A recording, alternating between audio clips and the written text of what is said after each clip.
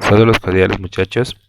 Para concluir lo que son los temas de nefrología, la cátedra de nefrología de la universidad, vamos a hablar de nutrición en patología renal. Un tema que no deja de ser importante pese a que no es parte de la especialidad de la medicina, sino hay una especialidad como tal de nutrición. Sin embargo, como médicos en formación tenemos que conocer por lo menos aspectos generales de lo que son las recomendaciones dietéticas y las cosas que se debe explicar a un paciente con enfermedad renal. Empezamos definiendo la nutrición como un conjunto de procesos biológicos mediante los cuales determinadas formas de materia y de energía del medio externo son captadas, transformadas y utilizadas por el organismo viviente a través de una incesante actividad, en virtud de la cual el organismo puede crecer, mantenerse, reproducirse y reponer las pérdidas materiales y energéticas ligadas al desarrollo de sus diversas actividades funcionales. Entonces, una de las alteraciones de la nutrición es la malnutrición y en sentido estricto abarca todas las alteraciones extremas del peso corporal, tanto por defecto como por exceso, que son evaluadas a través de marcadores bioquímicos y parámetros antropométricos. ¿Qué factores de sospecha tenemos de malnutrición? Una pérdida de peso mayor al 10% del peso habitual en 3 meses, pérdida menor al 90% del ideal para la talla, un peso menor, índice de masa corporal menor a 18.5 kilogramos metro cuadrado, que sería el valor más objetivo que podríamos calcular en un paciente que está con malnutrición. ¿Qué causas tenemos? Tres fundamentalmente: disminución de la ingesta alimentaria, aumento de las pérdidas y aumento del catabolismo proteico.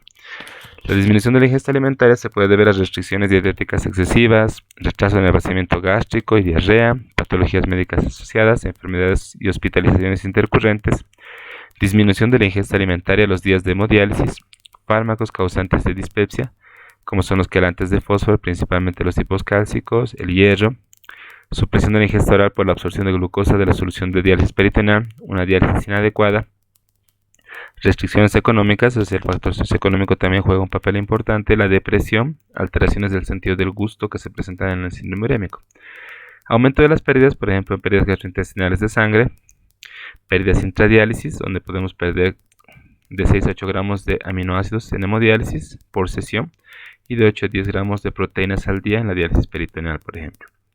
O el aumento del catabolismo proteico, por ejemplo, en enfermedades y hospitalizaciones intercurrentes, patologías médicas asociadas, la acidosis metabólica descompensada que induce catabolismo proteico, el catabolismo asociado a la hemodiálisis.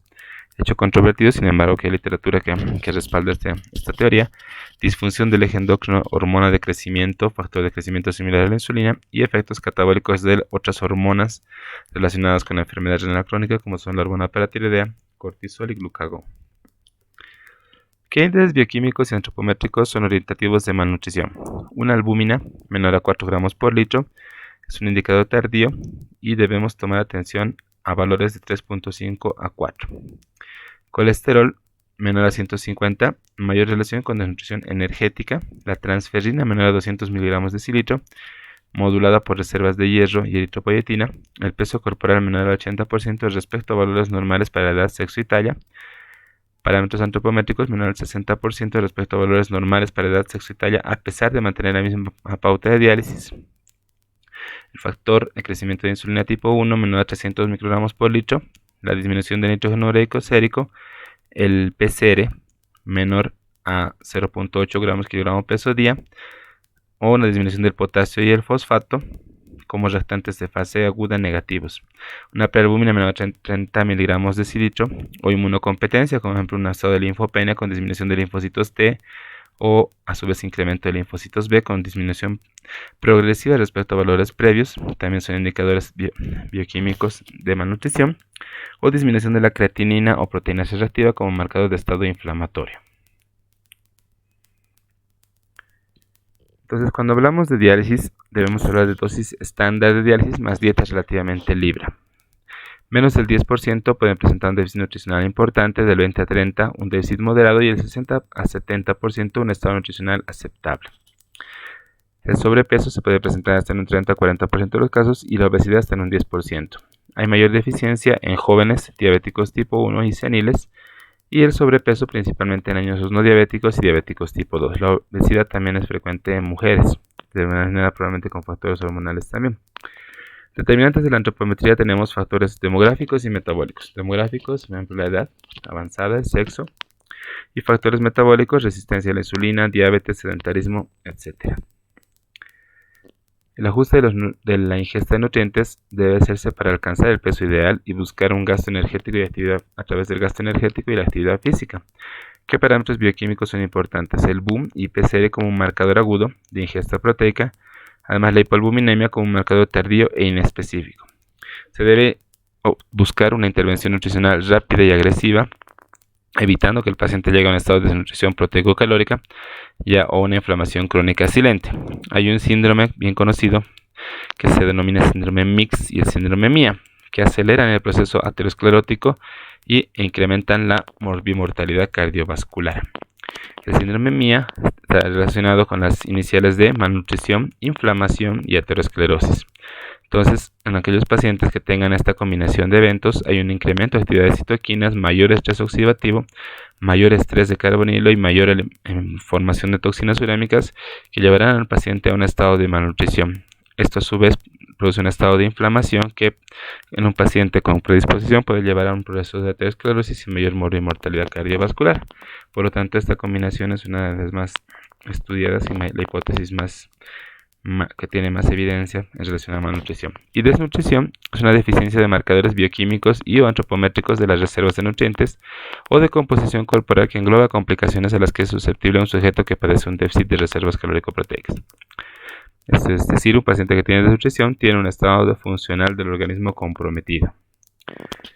¿Qué consecuencias tiene la desnutrición? Directas e indirectas. Las directas, mala curación de las heridas, descenso de la resistencia a episodios intercurrentes, retraso en la rehabilitación, susceptibilidad a contraer infecciones, aumento de intolerancia hemodinámica a la diálisis, depresión, astenia. Y causas indirectas de nutrición, o consecuencias indirectas, aumento de la mortalidad, incremento de la estancia hospitalaria y aumento de los costos. ¿Qué factores determinan el estado nutricional? El balance calórico-proteico negativo, con la disminución de la ingesta de nutrientes o incremento del catabolismo proteico. Otro factor es el estado nutricional, relacionado con factores previos al estado urémico, factores relacionados con la enfermedad de base y sus complicaciones, factores genéticos, ambientales y procesos agudos intercurrentes, y aspectos relacionados con la terapia de sustitución renal. Entonces, recordemos que en la enfermedad renal crónica el paciente tiene varias complicaciones, desde la uremia, un estado de depresión que no le permite alimentarse de forma adecuada, efectos colaterales de los fármacos, como he mencionado, principalmente hierro y quelantes de fósforo, problemas sociales, culturales y familiares, además de gastropatía diabética en aquellos pacientes que tienen esta enfermedad como causante del problema renal crónico, o cualquier proceso intercurrente, infecciones, dispepsia, diarrea, problemas gastrointestinales, etcétera, que pueden llevar a que el paciente tenga un estado de anorexia permanente y por lo tanto no esté bien nutrido. Un paciente renal crónico, por lo general, no es un paciente que tenga un buen estado nutricional. Entonces, el estado urémico es importante como factor determinante del estado nutricional. El estado nutricional prediálisis, procesos intercurrentes, sean infecciosos, inflamatorios, neoplásicos.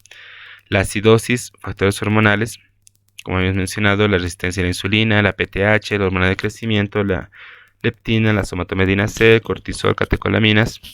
Aspectos relacionados con la técnica, como son la dosis de la diálisis inadecuada, pérdida de nutrientes, la biocompatibilidad del material utilizado en las terapias de sustitución, diálisis como situación catabólica, trastornos gastrointestinales, la gastroparesia diabética, sensación de plenitud, principalmente en la diálisis peritoneal continua ambulatoria, factores psíquicos, sociales, culturales y económicos y un estado inflamatorio. Entonces, el estado urémico está relacionado con disminución de la síntesis proteica y un aumento de la degradación muscular de proteínas. Entonces, pacientes que están mal dializados o con toxinas muy elevadas van a tener estas complicaciones. En relación al estado nutricional previo, una restricción proteica lleva a un estado de anorexia, náuseas, vómitos, disgeusia, sensación de plenitud, rechazo a alimentos. Los procesos inflamatorios crónicos relacionados principalmente con la sepsis, el aumento de interleuquina 1, prostaglandina 2 muscular, llevan a estado de proteólisis. Además, hay un incremento de citoquinas proinflamatorias como la interleuquina 1, la 6, el factor de necrosis tumoral, que produce una supresión del apetito, proteólisis, hipoalbuminemia, desnutrición y un estado de aterosclerosis. La acidosis metabólica condiciona un catabolismo de los aminoácidos de cadena ramificada con un aumento del metabolismo muscular y disminución de la síntesis de la albúmina. Factores hormonales como la uremia están relacionados con la poliendocrinopatía, la insulina con defecto postreceptor relacionado con resistencia a la insulina, la hormona paratiroidea en relación a catabolismo muscular y neoglucogénesis e insulinopenia, hormonas catabólicas como el glucagón, cortisol, catecolaminas, la leptina, que produce anorexia, 3 veces más en la insuficiencia renal. Aspectos relacionados con la uremia dependen mucho del tipo de la terapia de diálisis. En relación a dosis de diálisis, por ejemplo, un PCR, un KTB, un URR, que no estén adecuados, llevan a una mortalidad y malnutrición, pérdida de nutrientes por dializador, 10 a 13 gramos de aminoácidos libres, glucosa en líquido de diálisis de 23 gramos por semana, la biocompatibilidad en relación a oxidación y liberación de aminoácidos.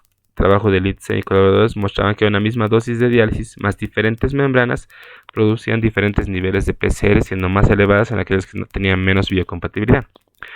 Diálisis como situación catabólica debido a una degradación de proteínas, ya que en hemodiálisis se ha demostrado que existe un balance de hidrogenado negativo.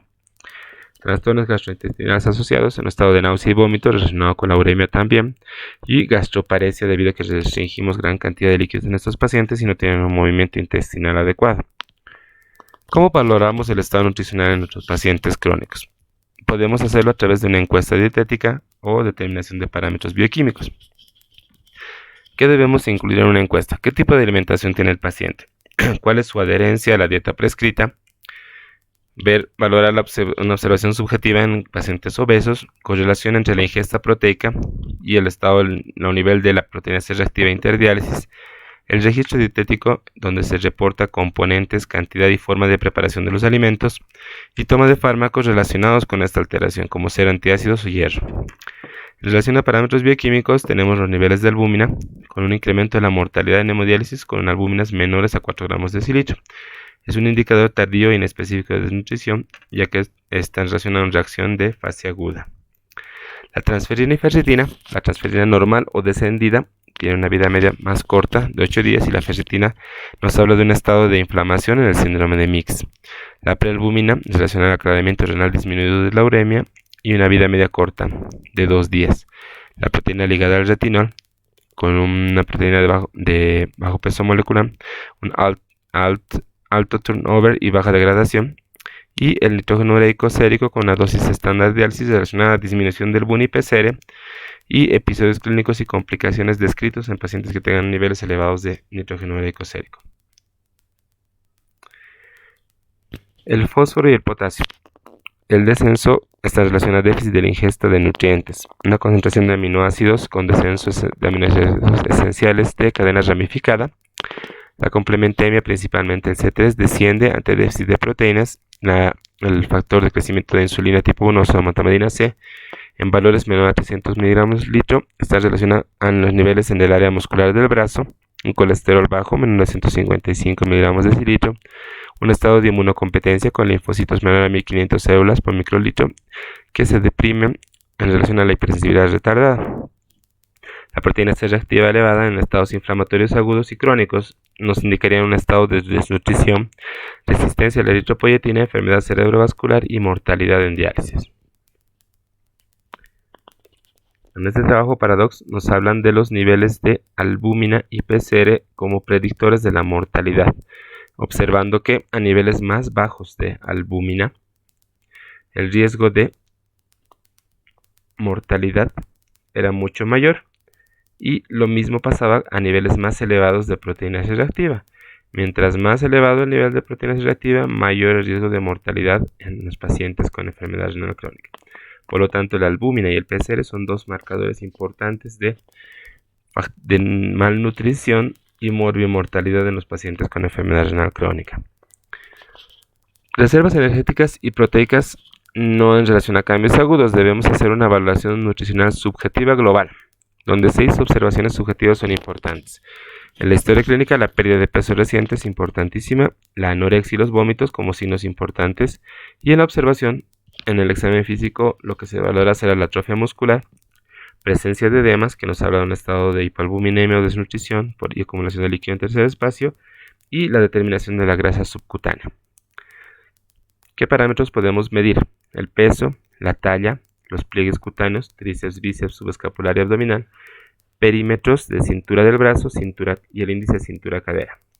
¿Qué parámetros podemos calcular? El peso corporal relativo, que en hombres es igual a la talla menos 100 menos la talla menos 152 por 0.2 y en las mujeres talla menos 100 menos talla menos 152 por 0.4. Y también se podría calcular el índice de masa corporal o de Quetelet con la fórmula que ya conocemos, peso sobre kilogramo al metro cuadrado. Kilogramos sobre metro cuadrado. El gasto energético basal nos habla de la oxidación de nutrientes, donde tenemos necesidades energéticas en relación al gasto energético basal, efecto termogénico de los alimentos ingeridos y el grado de actividad física, que se calculan con las fórmulas descritas ahí, y viendo que en el sedentarismo el gasto energético basal se multiplica por 1.3, con actividad ligera por 1.5, en actividad moderada por 1.75 y en actividad intensa por 2. Otro parámetro importante para determinar la composición corporal total de grasa, líquido y la parte muscular es la bioimpedancia eléctrica, que nos muestra la resistencia de los tejidos del cuerpo al paso de una corriente eléctrica con propiedades eléctricas que tienen los tejidos. Este es un estudio que está a disponibilidad y nos puede determinar qué tanto de contenido graso, de contenido magro, y de contenido muscular y de contenido líquido tiene un paciente. Aparte de eso, tendremos otro estudio que es la absorciometría de rayos X de doble energía corporal total, o llamado también DEXA, donde tejidos atravesados por un haz de fotones procedente de una fuente radioactiva nos determinarán su composición corporal en los diferentes componentes que tiene. Estado nutricional en hemodiálisis es bien importante en relación a ingesta de nutrientes, ya que en hemodiálisis normalmente los pacientes tienen una dieta insuficiente. Hay déficit de ingesta calórica sobre la proteica, ajuste al gasto energético total, y recomendaciones clásicas en diálisis son una ingesta de proteínas de alto valor biológico de 1 a 1.2 gramos kilogramo peso y la cantidad de calorías de 35 kilocalorías kilogramo peso día. En relación al perfil antropométrico, nos podemos ir de un estado de desnutrición al de sobrepeso, siendo la desnutrición presente en un 24 a 75%. Puede haber deficiencias somáticas en relación a reducción de las reservas de grasas y proteicas, con un peso corporal relativo disminuido en un 20 al 50% de los casos, pliegue tricipital que nos hablaría de reservas energéticas y circunferencia bicipital en relación a las reservas proteicas. El sobrepeso entre los 35 a 65 años de edad se puede evidenciar, en algunos casos obesidad. La obesidad, según Levin y colaboradores, se observó en más del 25% de los casos, y en el trabajo de Lu, Sanz y colaboradores se observó que en los diabéticos mellitus, pacientes diabéticos tipo 2, igual que en los no diabéticos, y en los diabéticos tipo 1 se veía más desnutrición. Otro trabajo de Biesnak nos mostró que el sobrepeso era igual en los diabéticos tipo 2 que en los no diabéticos. Entonces veíamos más desnutrición en relación a sus trabajos en pacientes que tenían diabetes tipo 1, ya que desde mucho más jóvenes tenían un estado hipercatabólico por su patología de base. Entonces tenemos una encuesta dietética en relación a la estimación de la ingesta de nutrientes. Tenemos lo que es la bioquímica, con determinación del albúmina, proalbúmina, proteína ligada al retinol, transferrina, ferritina, nitrógeno ureico sérico, fósforo, potasio, concentración de aminoácidos, somatomedina C, colesterol complemento, inmunocompetencia, proteína C reactiva. La cinética de la urea es otro parámetro a valorar en relación a la tasa de catabolismo proteico. La antropometría, valoración nutricional subjetiva global, en relación a peso, talla, medición de pliegues, medición de cintura, cadera y circunferencia muscular de brazo. Y la composición corporal en relación al DEXA y bioimpedancia eléctrica. ¿Cuáles son los requerimientos nutricionales y las recomendaciones? En relación a calorías y proteínas, las proteínas en un adulto normal deben ser de 0.75 gramos kilogramo peso día. En hemodiálisis se indican una mayor cantidad de proteínas por la pérdida a través de los dializadores o de la membrana peritoneal. Entonces se debe indicar de 1 a 1.2 gramos kilogramo peso día. 50% en relación a proteínas de alto valor biológico. Requerimiento de calórico en relación a adecuada ingesta calórica en menores de 60 años, 35 kilocalorías kilogramo peso día. Mayores de 60 años, el requerimiento será de 30 kilocalorías kilogramo peso día. Hidratos de carbono deben ser complejos y de absorción lenta en relación a lípidos, ácidos grasos saturados menos del 10%, poliinsaturados del 5 al 10 y monoinsaturados del 10 al 12%. Y las proteínas deben corresponder al 10 al 20% de la dieta del paciente renal. En relación al sodio y al agua, en pacientes con función renal residual, aquellos que tengan una orina mayor a 1 litro al día, la restricción debe ser moderada de líquidos, solamente 2 litros al día, y sodio de 3 a 4 gramos día, o lo que equivale a 120 a 160 miliequivalentes día. Es decir, es bien importante determinar cuál es la función renal residual, o sea, la cantidad de diuresis que tiene un paciente en un día para poder restringir o modificar su cantidad de líquidos a ingerir. En pacientes anúricos, lo que se recomienda es que la cantidad de líquidos sea menor a 1 litro día, el sodio sea menor a 2 gramos día, o que equivale a 80 miliequivalentes día, y la ganancia de peso intradialítica debería corresponder a menos del 5% del peso seco, como un marcador ideal de un paciente que se controla en relación al consumo de líquido. Entonces, en este cuadrito tenemos un resumen de todas las recomendaciones dietéticas diarias en relación a pacientes que están en diálisis versus los pacientes no urémicos. El paciente no urémico con enfermedad renal crónica necesitará, por ejemplo, 0.8 gramos kilogramo peso de proteínas. En cambio, en hemodiálisis eso sube a 1.2, y en diálisis peritoneal subimos más porque la pérdida de proteínas es mayor por enfermedad peritoneal, 1.5. Las kilocalorías no tienen mayor variaciones relacionadas a no urémicos o urémicos, si en relación a la edad, 30 hasta 40 kilocalorías kilogramo peso. Las proteínas del 15 al 20%, en todos los casos carbohidratos de 55 a 60%, las grasas del 20 al 30% en no urémico, y se debe hacer un balance en hemodiálisis y diálisis peritoneal en relación a sus parámetros bioquímicos. El colesterol de 300 a 400 en no urémico, en hemodiálisis de 300 a 400, igual que en diálisis peritoneal. Las fibras a 25 gramos, el sodio en no urémicos de 2 a 6 gramos, en hemodiálisis 2 gramos más 1 gramo que sea por aporte vía oral, y en diálisis peritoneal de 2 a 4 gramos. El potasio de 2 a 6 gramos, o 2 gramos en hemodiálisis y 4 gramos en peritoneal. En relación al magnesio de 0.35, 0.2 a 0.3 en hemodiálisis, y en peritoneal 0.2 a 0.3. El hierro, el suplemento en no urémicos y en hemodiálisis de 10 a 18 miligramos día. En relación a vitamina A, betacarotenos y retinol, no hay recomendaciones y no debería administrarse en ninguna de las 3 patologías. En tiamina de 1.5 miligramos, iboflavina de 1.8 a 1.7, la vitamina B6 10 miligramos día, vitamina B12 0.03 en no urémicos y más bajita en diálisis, sea hemodiálisis o peritoneal de 0.006. La niacina de 20 miligramos día, ácido fólico de 1 miligramo por día, ácido pantenoico de 1 miligramo por día, biotina no recomendada, la vitamina C 100 miligramos en no urémicos y de 60 a 100 en diálisis y hemodiálisis peritoneal, y la vitamina E no es recomendada en ninguno de los pacientes como suplemento en relación a su patología. Entonces, en las recomendaciones dietéticas, 3 cosas importantes: garantizar un adecuado soporte calórico, proteico y mineral. Nunca el precio a pagar debe ser llevar al paciente a un estado de desnutrición, es decir, no podemos restringir la cantidad de alimentos que vamos a dar de tal forma que por tratar de prevenir la sobrecarga de algunos elementos, llevemos al paciente a un estado de desnutrición, restringiéndole todo tipo de alimento y que el paciente no se alimente de forma adecuada. Por lo menos el paciente debe tener 4 comidas al día equilibradas entre hidratos de carbono, grasas y proteínas. ¿Qué proteínas son de alto valor biológico y deben ser recomendadas de una vez al día por lo menos? La carne, el pollo, huevos, pescado, y de 1 a 2 veces por día la leche o derivados. En relación a lípidos mono y poliinsaturados, aceites, grasas vegetales, aceite de pescado, y es mejor guisar, o sea, hervir o asar a la plancha y parrilla que comer alimentos fritos. Entonces, siempre recomendar que preferentemente los pacientes hiervan o lleven a la plancha sus alimentos. En relación a hidratos de carbono, carbohidratos complejos como almidones, vegetales, cereales, tubérculos, no azúcares simples, sacarosa solamente 10% de la dieta, frutas, vegetales que aportan minerales y aporte vitamínico. En relación al potasio, la recomendación diaria es de 2 gramos día.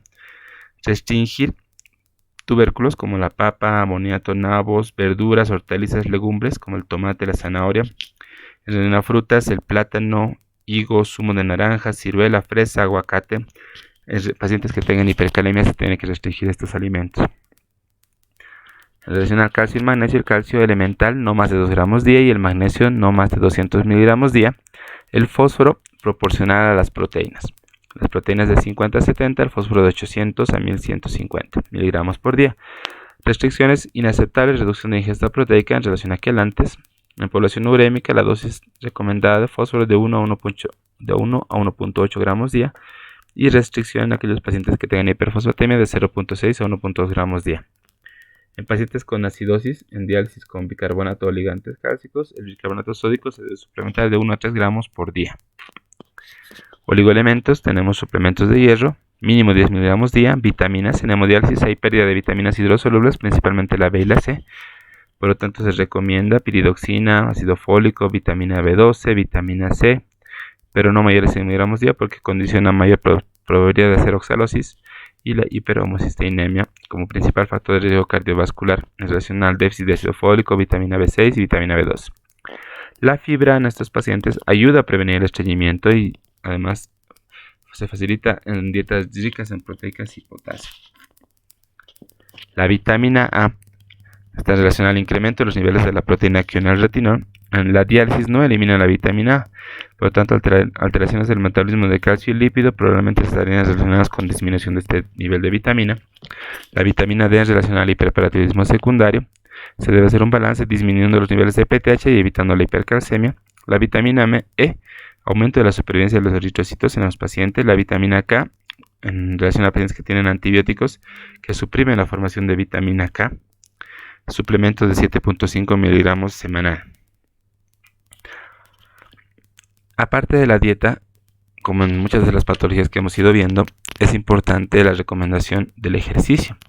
¿Y qué consecuencias nutricionales trae el ejercicio? Incrementa la tasa de consumo de glucosa, disminuye los niveles de insulina en ayunas, disminuye los triglicéridos, aumenta los niveles del HDL colesterol o colesterol bueno, incremento de la masa y fuerza muscular, mejoría de la resistencia y una disminución de la ansiedad, hostilidad y depresión. Por lo tanto, dieta saludable, ejercicio adecuado nos lleva a que el paciente tenga una mejor calidad de vida. Gracias.